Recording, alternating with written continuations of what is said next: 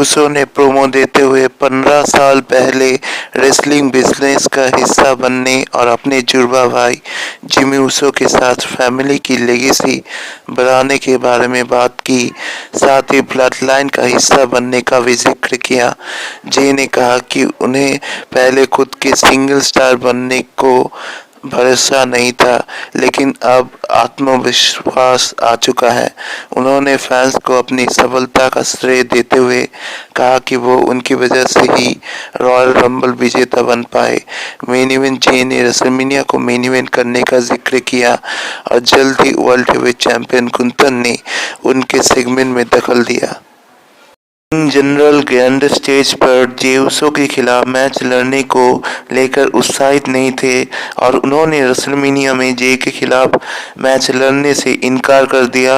Gunther ने कहा कि उन्हें ग्रैंड स्टेज पर मेन इवेंट जे को हराने का कोई फायदा नहीं होगा और अगर वो Roman Reigns, CM Punk, John Cena जैसे बड़े स्टार्स को हराते हैं तो उनकी लेगेसी बेहतर होगी। रिंग जनरल ने जे ऊसो का बुरा हाल करने की धमकी देते हुए उनकी जगह कोडी रोड्स को चुनने की सलाह दी। जब गुंथर जाने लगे तो जे ने उन्हें रोकते हुए ऐलान किया कि वो कोडी से बात करने स्मैकडाउन में जाने वाले हैं। उसके साथ ही उन्होंने रेसलमेनिया में वर्ल्ड चैंपियन बनने का दावा किया।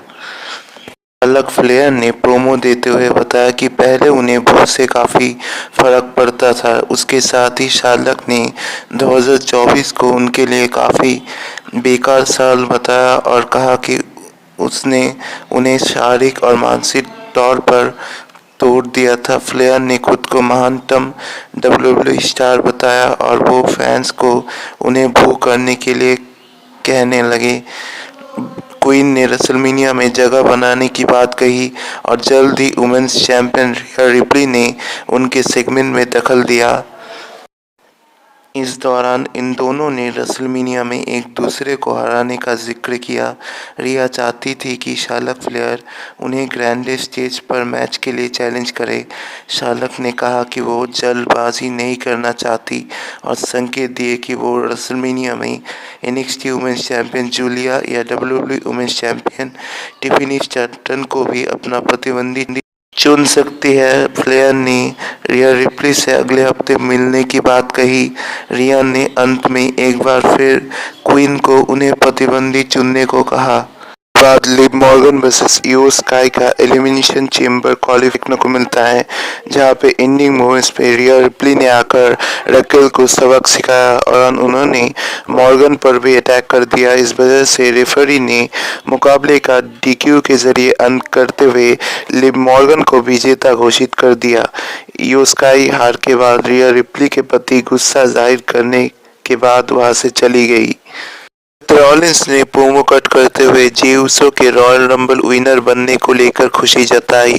इसके अलावा सेथ सीएम पंक के रॉयल रंबल हारने और रेसलमेनिया मेन इवेंट की हार मुश्किल होने को लेकर भी खुश दिखाई दिए।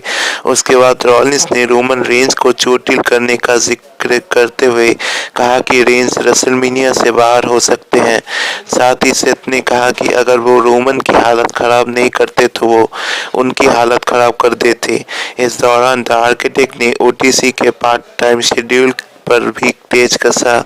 उसके बाद सेथ रॉलिंस ने खुद के रॉयल रंबल विजेता नहीं बन पाने का जिक्र करके कहा कि उनके पास अभी भी रेसलमेनिया मेन इवेंट में जगह बनाने का मौका है और उन्होंने फिन बैला के खिलाफ होने वाले एलिमिनेशन चेंबर क्वालिफाइंग मैच के बारे में बात की।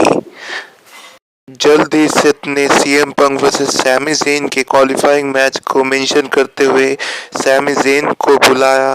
उस दौरान रॉलिंस ने सैमी को पंक के खिलाफ भड़काते हुए हर हाल में क्वालिफाइंग मैच जीतने को कहा ताकि सीएम पंक इस बार भी रेसलमेनिया मेन इवेंट नहीं कर पाए। रॉलिंस के जाने से पहले सेथ रॉलिंस और सीएम पंक का कॉन्फ्रंटेशन भी हमें देखने को मिलता है के मेन इवेंट में सीएम पंक का एलिमिनेशन चेंबर क्वालिफाइंग मैच में सैमी ज़ेन से सामना हुआ और अंत में सीएम पंक ने सैमी ज़ेन को GTS हिट करके पिन करते हुए मैच को जीत लिया। मुकाबले के बाद केविन ओवेंस ने सैमी ज़ेन पर सरप्राइज अटैक करने के बाद उन्हें पैकेज ड्राइवर हिट करके सभी को हक्का बक्का कर दिया। इस चीज के जरिए केविन अपने जिगरी दोस्त सैमी के जानी दुश्मन बन गए हैं।